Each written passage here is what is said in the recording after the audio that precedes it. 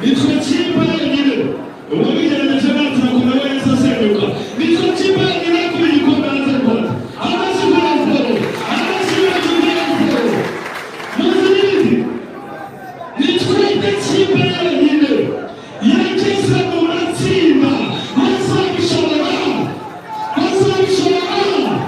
Masa bishara. Bichi mzee. Tena matsinda yitimina. Okay. Yes sir. Ndio msirika bwana kule. Tunataka karibu. Você bora. Vamos cá tukatile. Vamos kwa kwa kasimu.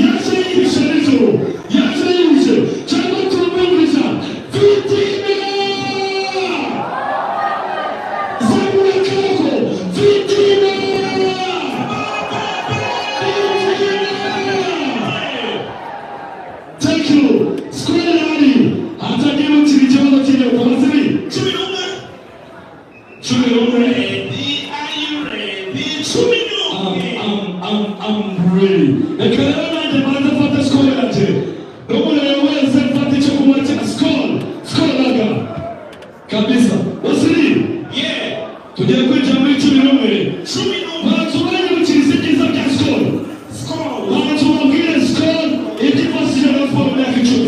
Skoli. Ichichukua. Akwaji sana ndio mwana. Achira mwana wanje. Naga punish.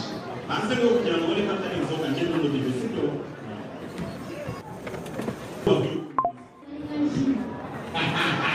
Shiki panase. Yego. Hanyuma ilikuwa mwae ishara na wajisha ishara. Raga. Yego. Ilikuwa tulio tunavuka. Imyaka 10.